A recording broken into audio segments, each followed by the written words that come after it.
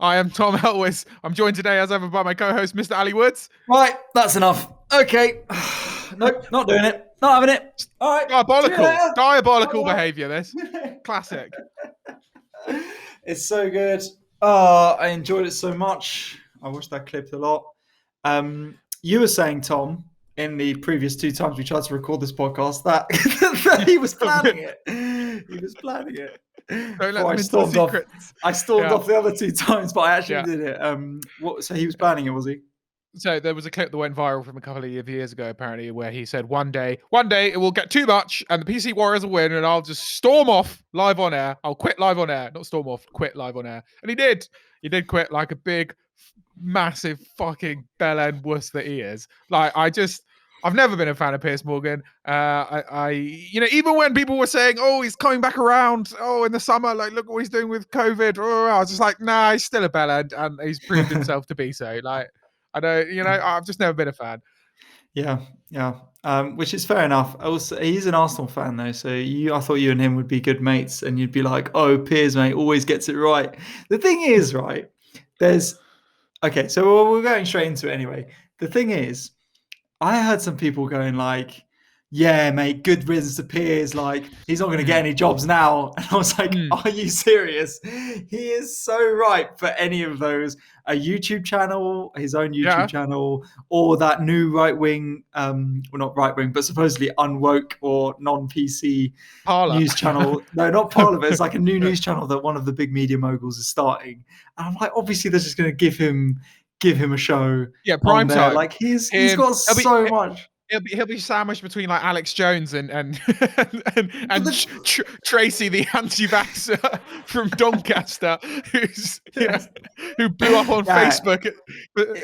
Is that right? Is there someone? I was going to say, because now when you're in the world where you're like, I could believe that Tracy, Tracy Rotherham, just I'm coming in. Tracy from Rotherham. Right, okay. We've got Diana on the line. Diana, right. Now, tell us about yeah, so it's funny, right? So my granddad, right, he got vaccine. Yeah. Only 6 months later, dropped down dead. Now they said it was because he fell down of a heart attack. Because he fell down some stairs. I don't believe that. Yeah. It's like, well, look, now we proved it. We proved it. Right? Yeah. Look, you can't deny facts. Facts are facts. And, he's no longer with us. So, If this vaccine were proper right, why are they taking so long to get it out to everyone? Makes you think, doesn't it? Makes you think, wouldn't they just give it out to everyone? Amazon can deliver a package to everyone in the country every day if they wanted to. And yet you're telling me that we can't get vaccine to every... I think not. I won't be having it. I won't be. It's not even real. So, it'll be Alex Jones and the Gay Frogs, and then Piers Morgan and his Auntie Meghan, and then Tracy taking the sort of late night spot. And the late night talk radio call in that we've talked about before, where they just have to let the callers go on because there's nothing. There's no other callers, so you just let them ramble. You just gotta be like, Ali, well, the thing is, Boris Johnson is a robot. Yeah. Tell me more. Ali, this could be this is finally where we could get our show to a big audience. And, we could really get through the android reptiles that clearly run the world. Like we've been peddling it for a while, and it's finally a breakout moment for us. So I'll be writing in to get us a show. I hope you'll all listen. I'm not putting up with these android reptiles. I can't. It's been too much. We can be silent no longer. There's so much of that as well of like you're not allowed to say anything anymore. Yeah. It's completely unfair. You're silenced. And I'm tweeting this to my 3 million followers. Yeah. You accuse one ambassador of being an android paedophile, okay? And then that's it. Like, that's it. They're all over you, okay? It's crazy. The woke police. Oh, God.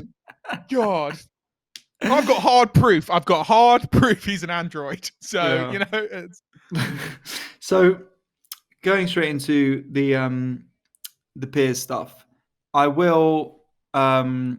really want to give big respect to the weatherman, Alex, on Good Morning Britain, who was so eloquent in what he said that it made Piers Morgan implode, and that I really like that he what he was talking about in terms of in terms of the stuff he'd had to sit through that had been just vile mouthing off that Piers does on that show all the time, and standing up, and as a person of color in a workplace which is predominantly white on a flagship show, it's a very brave thing to do. As London Hughes, who's a black female comedian, doing very well, tweeted out, she used to work on a children's show on ITV, and she was CITV, and she was the only person of color on that show. And she says it's very difficult to speak out if you're on racial issues in that environment, because it's easy to just move you on and get someone else in. So big up to him, and that was great. And then now it's like, well, we can't wait for Piers's it's the world news prime time. What the real, it'll be called like the real news service or something, or like okay, it's gonna have an awful name, and just mouthing off, no holds barred. If it ain't woke, don't fix it. Something like that. True Britain TV or something like that. That'll be along those lines. I would have thought that'll be. I think it was really, really good to see Alex, the weatherman guy, do that. It was really inspiring, I thought, and fair play to him. And it's great to see Piers leave and the jokes coming out about him. I mean, I as you were saying before, I did like that he held the government to account when a lot of the major broadcasters weren't. I thought that was good to reveal the incompetencies that the likes of Matt Hancock is part of. And that was good. But as you say, like, often once a bell end, always a bell end. And it's just about who the target is.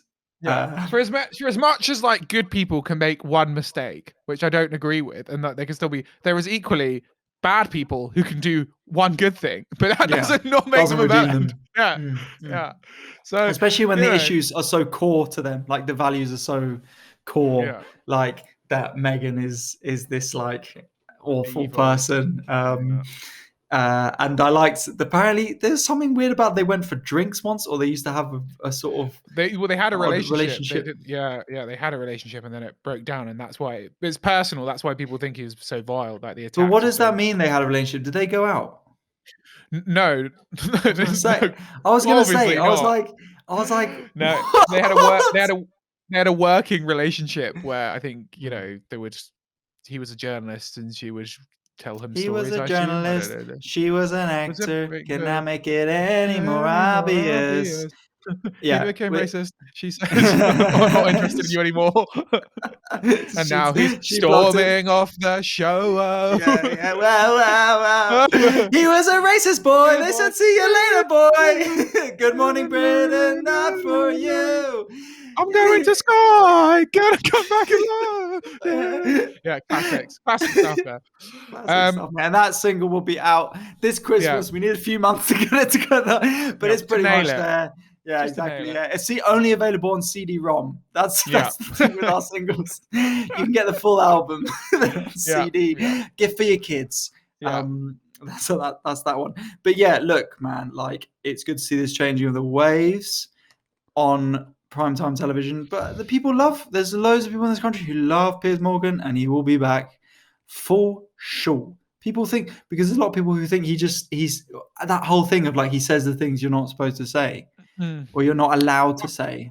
I do understand on primetime telly having a barometer of views. That is important, and if you are going to have sort of what alleged independent broadcasting, you do need to have, a full swing and spectrum of views to represent everyone in the country. But when someone is just being incessantly, do you think personally attacking someone and making it personal, that's where. But do you think they would have got rid of him if he didn't walk off, though? Do you think they would have got rid of him if he didn't walk off? I don't think they would.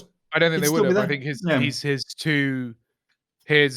kind of his weight within the company, and how big he's probably one of like the ITV's highest paid talents. Yeah. I would have thought. Like, he's got a massive swing. Like, even governments say they use him as a barometer of how the country are feeling sometimes. Like, I've Yeah. heard that. Like, them genuinely be like, yeah, you know, he has a pretty broad stroke appeal, but he just got this one. He got it way wrong. He just fucking Well, no, horrible. he got it wrong for us, but there's loads of people. The majority of people don't like Harry and Meghan, but Meghan Markle especially in this country, they don't like her. That's But the thing. even if you didn't think that about the race thing, you know, not taking race out of it, you get the mental health factor just alone on that. It's just so vile, you know. But I think that's the attitude of the country that a lot of people would agree with Piers that she's making up. That's the saddest thing about all of Mm, this is yeah. that I think most people would actually agree with him in this country, and that is wrong.